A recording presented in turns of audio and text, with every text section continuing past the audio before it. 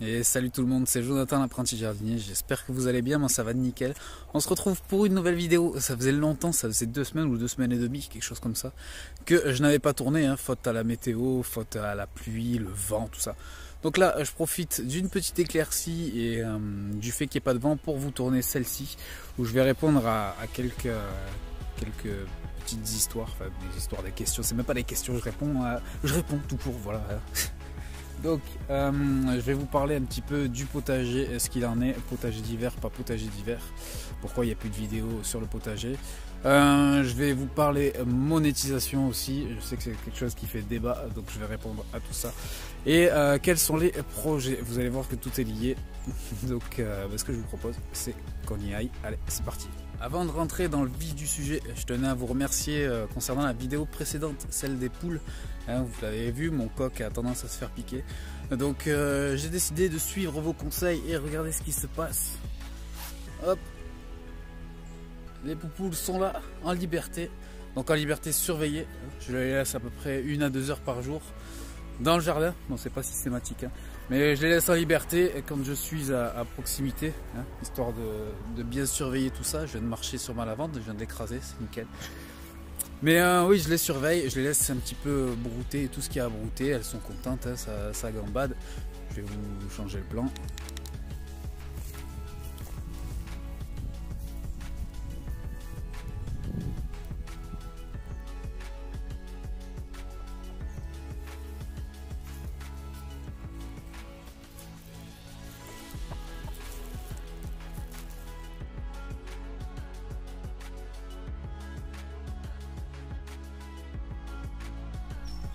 Allez, on entre dans le vif du sujet, on va parler des projets. Première chose, ils sont juste derrière moi.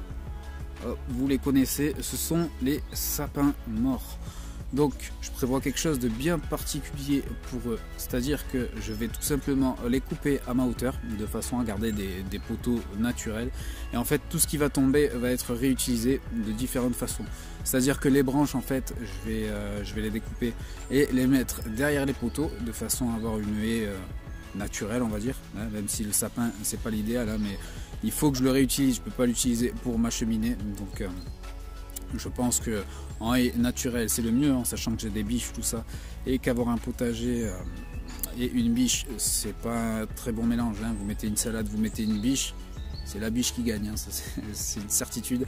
Donc je vais découper tout ça et les troncs qui va me rester, je pense les débiter et me faire un tas quelque part dans le jardin, un petit muret de morceaux de sapin, et définir aussi des parterres. Alors je sais pas si je partirai sur des parterres du potager ou des parterres de massif, je sais pas trop, on verra. Ça va se faire au feeling, mais tout va être réutilisé, je peux pas me permettre d'emmener tout ça à la déchetterie, donc ça va être compliqué. Ensuite, au pied de ces sapins là, il va y avoir mon potager. Et oui, je ne fais pas de potager d'hiver, c'est une question qui revient régulièrement. Potager d'automne, d'hiver, il n'y en aura pas, pour la simple et bonne raison que je le déplace derrière moi, en fait, puisque j'aurai un meilleur ensoleillement. Le sud se trouve de ce côté là, alors que mon potager était là. Donc en fait j'avais une mauvaise exposition au soleil. J'avais principalement du soleil d'après-midi, le soleil brûlant, le soleil qui est pas très bon pour les plantes. Donc là au moins j'aurai quelque chose d'assez homogène sur la journée, j'aurai pas que du matin, que de l'après-midi, j'aurai quelque chose d'assez régulier.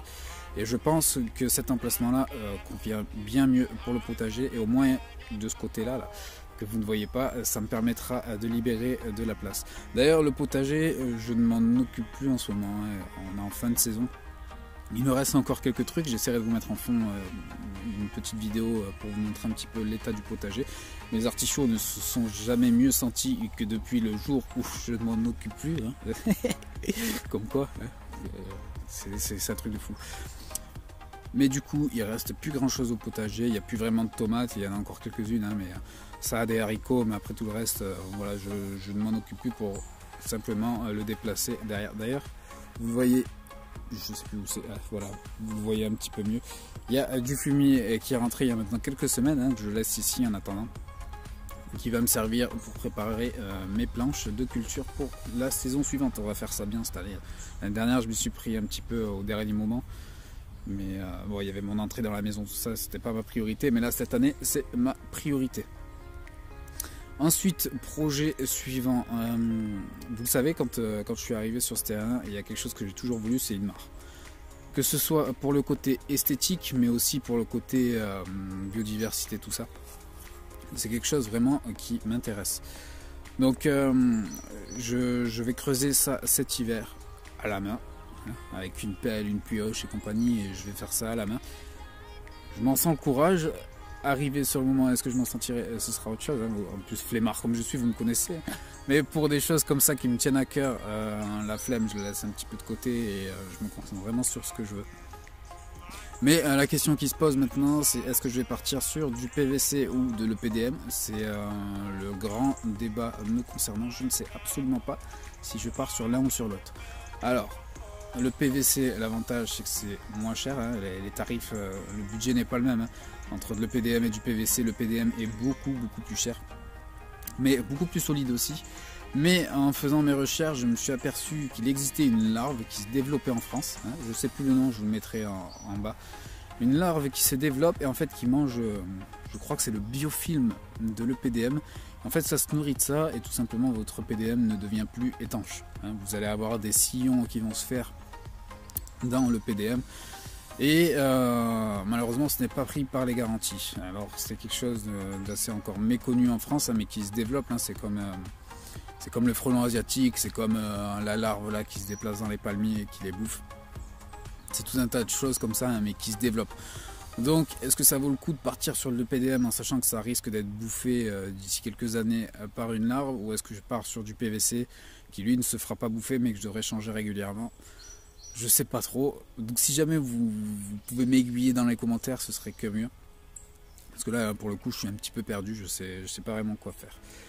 Ensuite, troisième sujet, celui qui fait parler les gens, c'est le sujet tabou sur YouTube, enfin YouTube Jardin en tout cas, c'est la monétisation.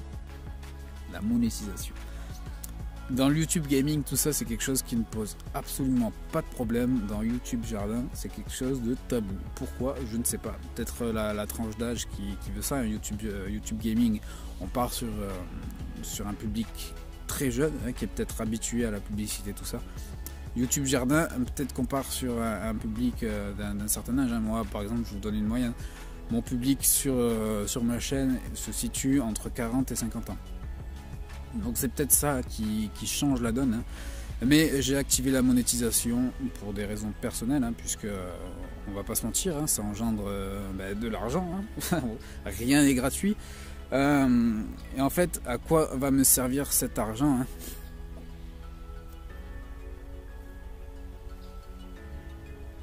Je vous rassure, à rien de tout ça. De ce que j'ai gagné en l'espace de 2 mois et demi, je crois. Ça fait 2 mois et demi que je suis monétisé. J'ai de quoi payer un McDo pour 4 personnes.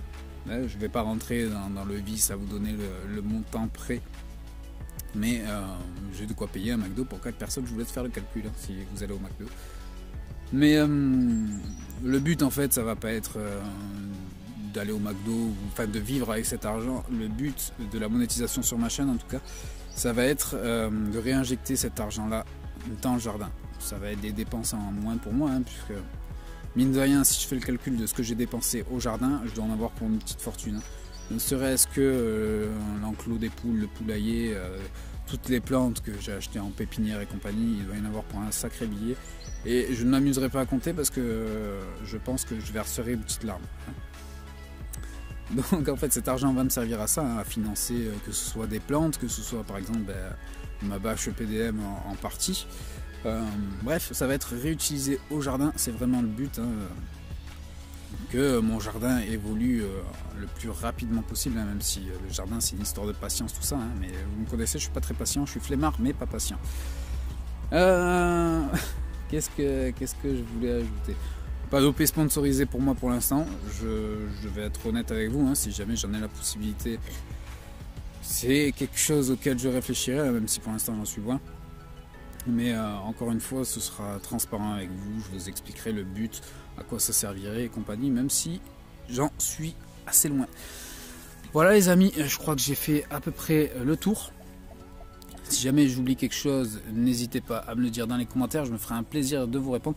Ah oui, en parlant de monétisation, j'ai aussi mis un compte Utip, hein, pas de Tipeee pour l'instant, mais un compte Utip. Certains l'ont remarqué, je mettais ça souvent en description, même si j'en ai jamais parlé. Le but, c'est de visionner une pub et je récolte quelques centimes pour me soutenir. Ceux qui l'ont fait, je vous dis un grand merci, même si c'est assez compliqué puisque Utip ne fournit pas forcément des pubs systématiquement, hein. On n'est pas comme sur YouTube, on n'est pas dans la même catégorie. Donc il n'y a pas forcément de pub et pour être tout à fait honnête avec vous, à chaque fois que vous visionnez une pub, je gagne 5 centimes. Donc c'est pas foufou, hein. Ne vous imaginez pas que je vais arrêter de travailler grâce à Utip, c'est pas du tout le cas. Je gagne 5 centimes par visionnage, au moins ça vous donne une idée. Et YouTube c'est encore moins, hein, je crois, par pub, je sais plus quel est le montant, mais bon bref. Ne vous imaginez pas que je fais ça pour l'argent, c'est pas du tout le cas. Moi je vous partage ce que j'aime faire, comment je le fais, je vous partage mes galères surtout, hein, parce que vous me connaissez maintenant, j'ai que des galères, que des poisses. Et au moins ça me permettra de faire évoluer le jardin plus rapidement, hein, acheter des fruitiers, des ci, des là. Rien n'est gratuit encore une fois. Voilà les amis, c'est là-dessus que je vais vous laisser. N'hésitez pas à me poser des questions dans les commentaires, hein, je me ferai un plaisir de vous répondre. Et je vous dis à la prochaine. Ah oui, encore une fois. Le rythme des vidéos va diminuer, hein. C'est sans surprise qu'au potager il ne se passe plus rien. Donc je ne suis pas en capacité de vous fournir des vidéos plus régulièrement, hein, même s'il y a des sujets sur lesquels je pourrais faire, hein. Il y en a qui font des vidéos au jardin, même l'hiver, sur différents thèmes, tout ça. Je ne pense pas avoir l'expérience pour vous dire comment faire telle ou telle chose, comment fonctionne ci, ça. Je n'ai pas cette expérience-là, ni cette prétention. Donc l'hiver pour moi va être très calme. Vous aurez certainement une vidéo sur la préparation du potager, la préparation de la mare, ce genre de choses. Mais le rythme va clairement diminuer. Donc ne vous inquiétez pas, je ne disparais pas pour autant. Je serai de retour vraiment pour la prochaine saison au printemps. Mais voilà, là cette fois je crois que j'ai fini pour de bon. Donc c'est là-dessus que je vais vous laisser. Je vous dis à la prochaine. Ciao tout le monde.